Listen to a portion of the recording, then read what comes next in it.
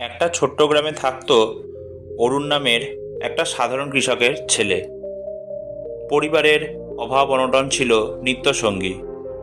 স্কুলে যাওয়ার টিফিন পর্যন্ত অনেকদিন জুটত না। তবুও অরুণ ছিল পড়াশোনায় আগ্রহী। গ্রামের অনেকেই বলতো ওর ভাগ্যে বড় কিছু নেই, চাষির ছেলে কি আর বড় হবে। কিন্তু অরুণ বিশ্বাস করত ভাগ্য নয়, কঠোর পরিশ্রমই মানুষের জীবন বদলাতে পারে। প্রতিদিন স্কুল থেকে ফিরে সে মাঠে বাবাকে সাহায্য করত। রাত গভীর হলে মাটির প্রদীপ জ্বালিয়ে পড়াশোনা চালিয়ে যেত। ঝড় বৃষ্টি, গরম শীত, কোনো কষ্টই তাকে দমাতে পারেনি। তার বন্ধুরা যখন খেলাধুলায় ব্যস্ত, তখন অরুণ বইয়ের পাতায় স্বপ্ন আঁকত। একদিন স্কুলে বিজ্ঞান প্রতিযোগিতা হলো। অরুণ সেখানে একটি ছোট বৈদ্যুতিক যন্ত্র বানিয়ে সবাইকে অবাক করে দিল।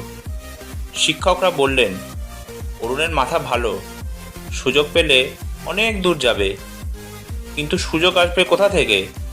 পরিবারের হাতে পড়াশোনার খরচ চালানোর সামর্থ্য ছিল না। অরুণ তখন সিদ্ধান্ত নিল পার্ট টাইম কাজ করবে। স্কুল শেষে গ্রামের দোকানে কাজ করত, ছুটির দিনে টিউশন পড়াতো ছোটদের। ঘুম কমতো, শরীর ক্লান্ত হতো, কিন্তু মনোবল হারায়নি কখনো। তার বিশ্বাস ছিল আজ কষ্ট করলে কাল ফল মিলবেই। বছর কয়েক পর সে বোর্ড পরীক্ষায় জেলার মধ্যে প্রথম হলো। গ্রাম জুড়ে হইচই পড়ে গেল। যারা একসময় বলতো ভাগ্যে কিচ্ছু নেই, তারাই অবাক হয়ে দেখল অরুণের সাফল্য। পরিশ্রম আর একাগ্রতার জোরে সে শহরের নামকরা কলেজে ভর্তি হলো। অরুণ সেখানেও থেমে থাকেনি।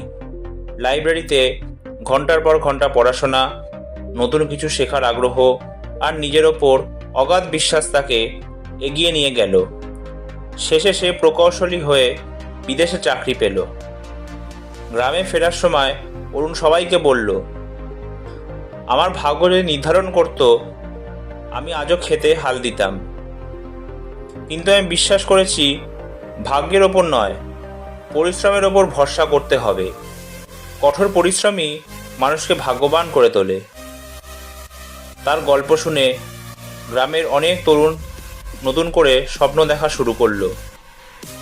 তারা বুঝল সাফল্য কাকতালীয় নয়, সাফল্য আসে অধ্যবসায় আর কঠোর পরিশ্রমের ফলেই। এই গল্প থেকে আমরা এই শিক্ষাই পাই, ভাগ্যের অজুহাত দিয়ে বসে থাকলে জীবন কখনো বদলায় না। সত্যিকারের জয় আসে পরিশ্রম, ধৈর্য আর আত্মবিশ্বাসের মাধ্যমে। আজকের ভিডিওটি এই পর্যন্তই। কাহিনীটি ভালো লাগলে প্লিজ ভিডিওটি লাইক, শেয়ার আর চ্যানেলটি সাবস্ক্রাইব করতে ভুলবেন না। আবার নতুন গল্প নিয়ে আমি আপনাদের সামনে উপস্থিত হব। ধন্যবাদ।